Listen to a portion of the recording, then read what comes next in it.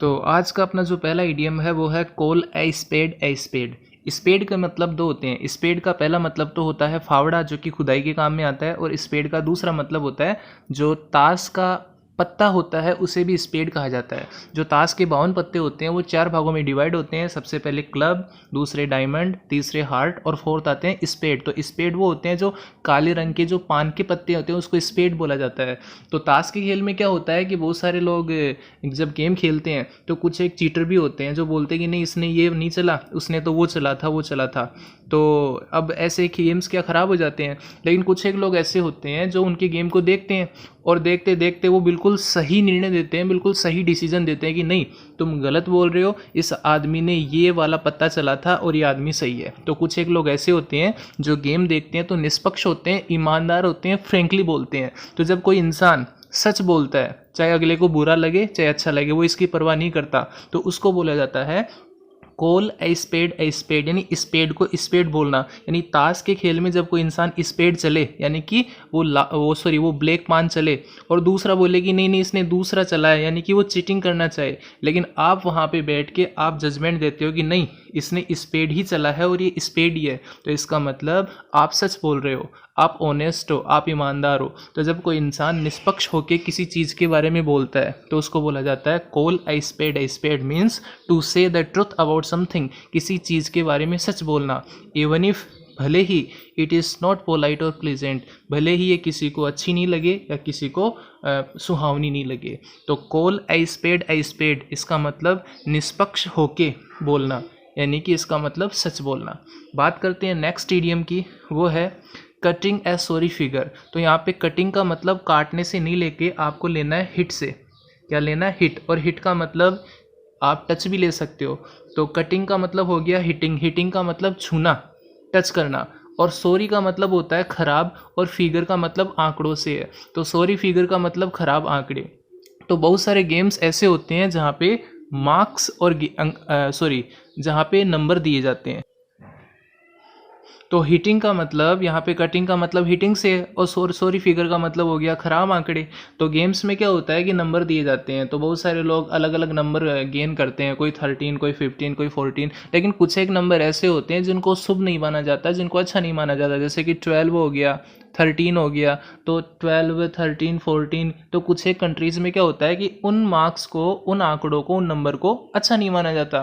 तो जब कोई इंसान गेम खेलता है और किसी के 13 आ गए, तो इसका मतलब क्या हुआ, उसने नंबर तो हिट किए, लेकिन उसने जो नंबर हिट किए, उसने जो आंकड़ों को टच किया, वो आंकड़े कैसे थे, वो ख़राब थे। तो जब गेम खेलते समय आपके गलत मार्क्स आ जाते हैं, गलत नंबर आ जाते हैं, अशुभ नंबर आ जाते हैं, तो उसको बोला जाता है कटिंग ए सॉरी फिगर। इसका मतलब ये नहीं है कि ख़राब आंकड़े को काट देना, इसका मतलब हो गया hitting a bad figure. Clear है दोस्तों? तो कटिंग ए सॉरी फिगर का मतलब खराब आंकड़ों को टच करना। इसका मतलब क्या हो गया कि आप कोई भी काम करते हो लेकिन आपको अच्छा रिजल्ट नहीं मिलता, उसको बोला जाता है कटिंग ए सॉरी फिगर।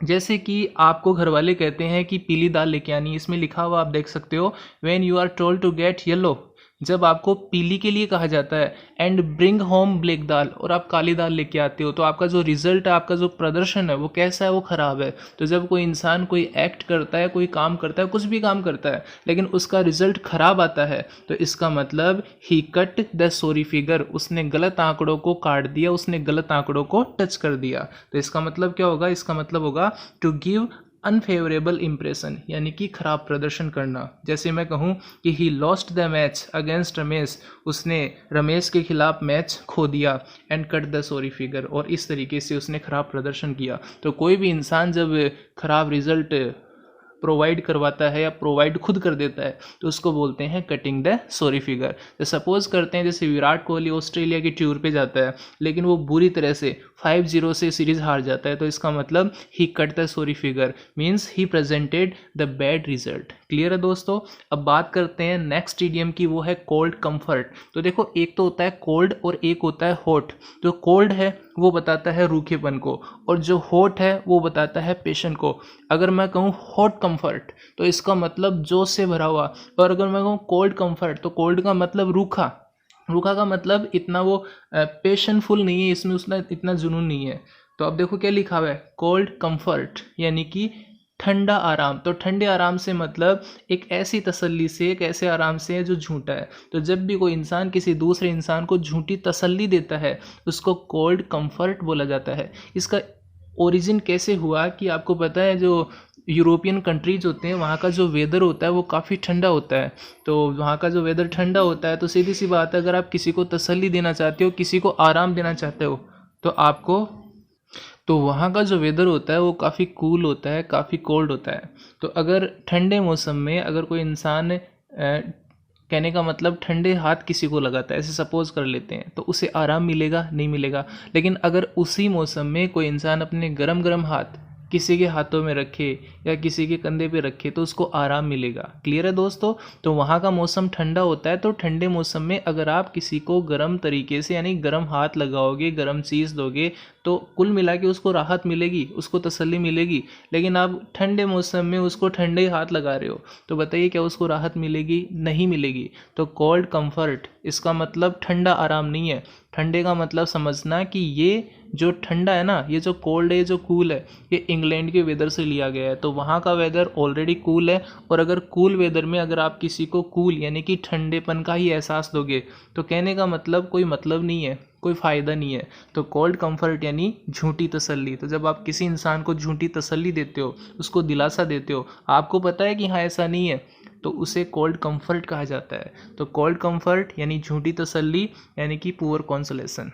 जैसे they gave us cold comfort, उन्होंने हमें कोल्ड कंफर्ट दिया यानी कि उन्होंने हमें झूठी तसल्ली दी। When I asked them their car, जब मैंने उनसे उनकी कार मांगी, तो जब मैंने उनसे उनकी कार मांगी तो उन्होंने मेरे को झूठी तसल्ली दे दी, यानी कि उन्होंने मेरे को वादा कर दिया कि हाँ देंगे देंगे, लेकिन उनका जो इंटेंशन था वो कार देने का नहीं था। जैसे मैं कहूँ दीज फिगर्स में गुड ऑन पेपर, ये आंकड़े कागज़ों पे तो सही हो सकते हैं but are cold comfort to the villagers, लेकिन गांव वालों के लिए कोल्ड कंफर्ट है यानी कि झूठी तसल्ली है। तो मतलब कोई भी ऐसी चीज़ जो वास्तविकता में राहत नहीं देती है लेकिन दिखने में राहत वाली लगती है, अच्छी लगती है, तो उसे कोल्ड कंफर्ट कहा जाता है, झूठी तसल्ली कहा जाता है। आपसे कोई इंसान पैसे मांगता है और आप उसे बोलते हैं कि हाँ मैं तेरे को इतने लाख रुपए इतने टाइम को इस जगह पे दे दूंगा, आपको पता है कि आप पैसे नहीं दे पाओगे, इसका मतलब you are giving him a cold comfort, आप उसको एक झूठी तसल्ली दे रहे हो। बात करते हैं नेक्स्ट इडियम की, वो है ब्लेसिंग इन डिस्गाइज। तो ब्लेसिंग का मतलब वरदान और डिस्गाइज बोलते हैं भेष को, जो छद्म में वेश होता है जिसके अंदर इंसान छुपा रहता है उसको डिस्गाइज बोलते हैं। तो ब्लेसिंग इन डिस्गाइज, ब्लेसिंग का मतलब वरदान और डिस्गाइज का मतलब भेष, है ना। तो ब्लेसिंग इन डिस्गाइज यानी कि भेष में वरदान, यानी कि जो छुपा वरदान होता है उसको इंग्लिश में बोलते हैं ब्लेसिंग इन डिस्गाइज। और इसको आप ऐसा भी बोल सकते हो कि कोई भी ऐसी चीज़ जो शुरुआत में तो हमको ख़राब लगती है, बुरी लगती है, लेकिन बाद में हमको पता चलता है कि नहीं वास्तव में ये अपने लिए अच्छी है, तो उसको भी ब्लेसिंग इन डिस्गाइज यानी कि छिपा हुआ वरदान बोला जाता है। जैसे कि कोरोना वायरस, शुरू में लग रहा था कि नहीं ये तो बुरा है, इससे तो इंसान खत्म हो गए, लेकिन बाद में थोड़ा जब ये चला तो फिर पता चला कि वास्तव में नुकसान तो हो रहा है लेकिन इससे नेचर को भी बहुत ही ज़्यादा फायदा हो रहा है। तो हम बोल सकते हैं corona virus is a blessing, corona virus एक ब्लेसिंग है, एक वरदान है। इन डिस्गाइज, डिस्गाइज का मतलब डिस्गाइज का मतलब भेष, और भेष का मतलब छिपा हुआ। तो कोई भी चीज़ जो शुरुआत में तो हमको खराब लगती है, बैड लगती है, बुरी लगती है ना, यूजलेस लगती है, लेकिन बाद में हमें पता चलता है कि नहीं वास्तव में ये तो यूजफुल है, तो उसे बोला जाता है ब्लेसिंग इन डिस्गाइज। जैसे something that appears to be bad at first, कोई भी चीज़ जो शुरुआत में खराब दिखती है but it results in something very good in the end, लेकिन अंत में उसका रिजल्ट बहुत ही अच्छा होता है, तो that is called blessing in disguise. जैसे being caught in that traffic jam was a blessing in disguise, उस ट्रैफिक जाम में फंस जाना एक छिपा हुआ वरदान था। कैसे था? If I hadn't missed the flight, अगर मैं फ्लाइट को मिस नहीं करता तो I would have been on that plane, और मैं उस प्लेन में होता व्हेन इट क्रैश्ड, जो कि क्रैश हो गया था। तो इसका मतलब कोई भी चीज़, जैसे प्लेन छूटा तो आपको लगा यार ये क्या हो गया मेरे साथ, तो बुरा हो गया, लेकिन जब फिर आपको पता चला कि यार जिस प्लेन में मेरे को बैठना था, जो मेरा प्लेन मिस हो गया वो तो क्रैश हो गया, तो फिर आपको क्या लगेगा, हाँ ये चीज़ पहले ख़राब थी लेकिन इसका जो रिज़ल्ट है वो वास्तव में अच्छा आया। तो कोई भी चीज़ जो शुरुआत में ख़राब दिखती है लेकिन वास्तव में उसका जो रिज़ल्ट अच्छा आता है तो उसको बोला जाता है ब्लेसिंग इन डिस्गाइज, मतलब छिपा हुआ वरदान। सपोज़ करते हैं कोई इंसान राजस्थान पुलिस की एग्ज़ाम देता है और उसका राजस्थान पुलिस में सिलेक्शन नहीं होता है, किसी भी कारण से नहीं होता है, ठीक है ना, लेकिन बाद में वो निराश हो जाता है, निराश होने के बाद में फिर से तैयारी करता है और फिर वो IAS एग्ज़ाम क्रैक कर देता है। तो पहले तो उसे बुरा लगा होगा लेकिन बाद में उसे लगता है कि अगर मैं वो बन जाता राजस्थान पुलिस का कांस्टेबल तो मैं IAS की तैयारी करता ही नहीं। तो कुल मिला के वो एक ब्लेसिंग इन डिस्गाइज, एक छिपा हुआ वरदान।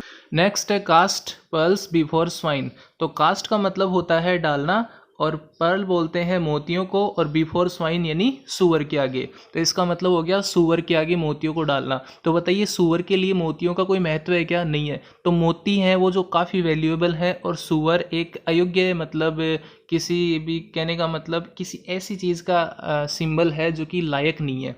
तो कास्ट पर्ल्स बिफोर स्वाइन, सूअर के आगे मोती डालना, इसका मतलब कि जो वैल्यूएबल वाली जो कीमती चीज़ है ना वो किसी ऐसे इंसान को दे देना जो उसके लायक नहीं है, ठीक है ना।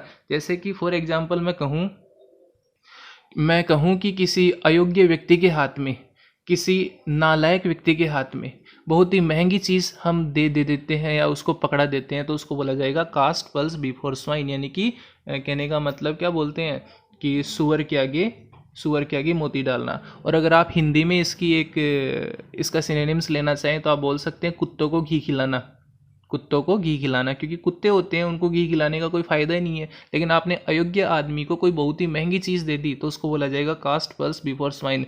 भारत के अंदर एक राजनेता होते हैं, मेरे को ध्यान नहीं है, थोड़ा सा क्लियर नहीं है, कोई पप्पू उनका नाम है। तो अगर आप उस आदमी को इंडिया का PM बना दोगे तो बताइए क्या होगा? अयोग्यता को आपने बहुत ही महंगी चीज़ दे दी, तो इसको बोलेंगे कास्ट पर्ल्स बिफोर स्वाइन, यानी कि सूअर के आगे दाने डालना, मोती डालना। जैसे इसमें क्या लिखा हुआ है, इसमें लिखा हुआ है offering something of value to someone who does not appreciate, यानी कि किसी भी ऐसे इंसान को बहुत ही कीमती चीज़ दे देना जो उसके लायक नहीं है, तो उसी को बोला जाता है कास्ट पर्ल्स बिफोर स्वाइन, यानी कि सूअर के सामने मोती डालना या सूअर को मोती डालना। तो हिंदी में एक और इसके लिए एक ईडियम है, कौवे को मोती खिलाना। तो मोती होता हंस के लिए लेकिन आपने कौवे को खिला दिया तो वो यूज़फुल है, यूज़लेस है। आगे है कैट एंड डॉग लाइफ। तो कैट मीन्स बिल्ली, डॉग यानी कुत्ता। और आपने देखा होगा जो बिल्ली और कुत्ता है उसकी आपस में कभी नहीं मतलब उनकी कभी भी नहीं बनती है। वो जब भी जहाँ भी मिलते हैं आपस में आपको झगड़ते हुए मिलेंगे। तो अगर मैं कहूँ कि वो आदमी कैट एंड डॉग लाइफ जीते हैं तो कैट एंड डॉग लाइफ का मतलब क्या हो गया? वो जीवन भर लड़ते रहते हैं, जीवन भर झगड़ते रहते हैं। तो जब भी कोई दो इंसान जीवन भर का मतलब थोड़े समय के लिए भी हो सकता है, तो जब भी कोई इंसान हमेशा झगड़ा करते रहते हैं तो उसकी लाइफ को कैट एंड डॉग लाइफ बोल सकते हैं। तो इसका मीनिंग क्या होगा? इसका मीनिंग होगा कॉन्ट्रेरी और क्वारलसम लाइफ, यानी कि बिल्कुल विरोधाभास वाली और झगड़े वाला जो जीवन होता है उसको कैट एंड डॉग लाइफ बोलते हैं। क्यों? क्योंकि कैट और डॉग की आपस में नहीं बनती, इसका मतलब वो झगड़े वाला जीवन जी रहे हैं। जैसे मैं कहूँ they lead a cat and dog life, वे cat and dog life lead करते हैं, जीते हैं, तो इसका मतलब उनका जो जीवन है ना वो काफ़ी झगड़े वाला है, तो मतलब आपस में काफ़ी लड़ते रहते हैं। जैसे आपने कार्टून देखा होगा टॉम एंड जेरी, तो देखा होगा टॉम एंड जो जेरी होता है वो आपस में कभी किस बात पे झगड़ते ही रहते हैं, लड़ाई करते रहते हैं। तो उनकी जो लाइफ है ना टॉम एंड जेरी की, वो कैट एंड डॉग लाइफ है, यानी कि झगड़े वाला जीवन है। तो जब भी कोई दो इंसान, जब भी कोई दो ग्रुप, जब भी कोई दो कंट्री, दो होनी चाहिए, अगर वो आपस में झगड़ा करते रहते हैं उनकी कभी नहीं बनती, तो उसको बोला जाएगा cat and dog life. Next है come to a standstill. Come to का मतलब पहुंचना या आने से है, और स्टैंड स्टिल बोलते हैं ठहराव को। किसको बोलते हैं? ठहराव को। तो जब कोई गतिशील चीज़, जब कोई मोशन फुल चीज़, जब कोई मोशन वाली चीज़, जब कोई गतिशील चीज़, जब कोई एक्टिव चीज़ बिल्कुल ठहराव की स्थिति में आ जाती है, बंद हो जाती है, रुक जाती है, तो उसको बोला जाता है come to a standstill. Standstill का मतलब ठहराव, रुक जाना। तो इसका मतलब क्या होगा? इसका मतलब होगा to slow down and finally stop, यानी कि पहले तो धीरे हो जाना और धीरे होने के बाद में बंद हो जाना। तो जब भी कोई चीज़ पहले तो धीरे होती है, धीरे होने के बाद में बिल्कुल बंद हो जाती है, मोशन लेस हो जाती है, तो उसको बोला जाता है come to a standstill. Present time के अंदर कोरोना वायरस के कारण हमारा जो लाइफ है वो स्टैंड स्टिल हो गया है, यानी कि ठहर गया है। हम जहाँ हैं वहीं के वहीं रह गए। तो जब भी कोई चीज़ पहले तो धीरे होती है, उसके बाद में बिल्कुल रुक जाती है, जाम हो जाती है, ब्लॉक हो जाती है, तो उसको बोला जाता है come to a standstill. Come to का मतलब आना, स्टैंड स्टिल का मतलब ठहराव। तो ठहराव पे आ जाना का मतलब फाइनली स्टॉप हो जाना, पूरी तरह से बंद हो जाना। जैसे मैंने कहा एज द स्ट्राइक बिगेन, जैसे ही स्ट्राइक शुरू हुई, the production line came to a standstill. Production line came to a standstill पे आ गई, ठहराव पे आ गई, यानी कि जो प्रोडक्शन था वो पूरी तरह से बंद हो गया। नेक्स्ट क्या कहता है, at the height of rush hours, यानी कि भाग दौड़ के समय में traffic comes to a standstill. जो ट्रैफिक होता है वो ठहराव पे आ जाता है, यानी कि जैसे ही ज़्यादा ट्रैफिक होता है तो वो सारा का सारा रेंग रेंग करके चलने लग जाता है, कई बार तो घंटों भर जाम भी लग जाता है। तो come to a standstill, ठहराव की स्थिति में आ जाना, यानी कि पहले तो धीरे हो जाना और धीरे होने के बाद में उस चीज़ का पूरी तरह से जाम हो जाना। नेक्स्ट है चिक बाई जोल। तो चिक का मतलब गाल से है और जोल बोलते हैं नीचे वाले जबड़े को। चिक का मतलब गाल और जोल का मतलब जो नीचे वाला जबड़ा होता है उसको। वैसे तो जबड़े को जोज बोलते हैं, JAW, जो यानी जबड़ा, लेकिन JAWL जोल यानी नीचे वाला जबड़ा। तो चिक यानी गाल, बाई का मतलब पास में, और जोल यानी हो गया गाल, सॉरी जोल यानी हो गया जबड़ा। तो इसका अर्थ क्या होगा, चिक बाई जोल, यानी कि गाल जबड़े के पास में। आप कहोगे सर गाल तो जबड़े के पास में होता है, हाँ होता है, लेकिन जब अपना गाल, मैं क्या कह रहा हूँ सुनना, जब अपना गाल किसी दूसरे इंसान के जबड़े के पास में हो, यानी कि गाल तो अपना है लेकिन जबड़ा किसी दूसरे का है, तो जबड़े का मतलब किसी दूसरे इंसान के गाल के पास में हो। तो बताइए, एक इंसान का गाल दूसरे इंसान के गाल के पास में कब आएगा? तभी आएगा जब वो आपस में बड़े क्लोज हों, उनके संबंध बहुत ही अच्छे हों। आप अपने दुश्मनों से थोड़ी गाल मिलाओगे, दुश्मनों से थोड़ी गले मिलोगे, नहीं मिल सकते हो। लेकिन आपके जो क्लोज हैं, आपके जो अच्छे लोग हैं, अच्छे मित्र हैं, आप उन्हीं से गले मिलोगे, उन्हीं से आप गाल मिलाओगे। और आपने देखा होगा वेस्टर्न कंट्रीज़ के अंदर लोग बाग जब गले मिलते हैं तो आपस में गालों को भी मिलाते हैं। तो चिक बाई जोल, चिक मीन्स गाल और बाई जोल यानी जबड़े के पास। तो जबड़े के पास गाल होना, इसका मतलब आपस में बहुत क्लोज होना, आपस में बहुत ही करीबी होना। तो जब भी कोई दो व्यक्ति आपस में बहुत ही क्लोज होते हैं, करीबी होते हैं, तो उनको बोला जाता है चिक बाई जोल, यानी कि जबड़े के पास में गाल, यानी कि बहुत ही करीबी होना। जैसे दे लिव्ड चिक बाई जोल इन ए रूम फ्लैट, यानी कि दे लिव्ड का मतलब वे रहते थे, और चिक बाई जोल, और चिक बाई जोल का मतलब वेरी क्लोज, बहुत ही पास पास, इन ए रूम फ्लैट, यानी कि एक रूम के फ्लैट में, यानी फ्लैट था एक रूम वाला और उसमें वो बिल्कुल पास पास रहते थे। जैसे मैं कहूँ the poor lives, sorry the poor के बाद में यहाँ पे लिव्स नहीं होगा, लिव हो गया, क्योंकि जो पुअर है ना उसको प्लूरल माना जाएगा, तो यहाँ पे एस नहीं आएगा। तो आप क्या कहोगे, द पुअर लिव, यानी कि गरीब लोग रहते हैं। और आप होता है गरीब लोगों के पास तो रहने के इतने साधन ही नहीं होते, तो एक कमरे के अंदर 8-8, 9-9, 10-10 लोग रहते हैं, यानी कि बड़े क्लोज, बड़े पास पास रहते हैं। तो द पुअर लिव चिक बाई जोल, यानी कि गरीब लोग बिल्कुल पास पास रहते हैं इन माइनिंग एरियाज, खदानों वालों एरिया में। तो जहाँ भी दो लोग बिल्कुल क्लोज होते हैं, आपस में होते हैं, उनको चिक बाई जोल बोला जा सकता है।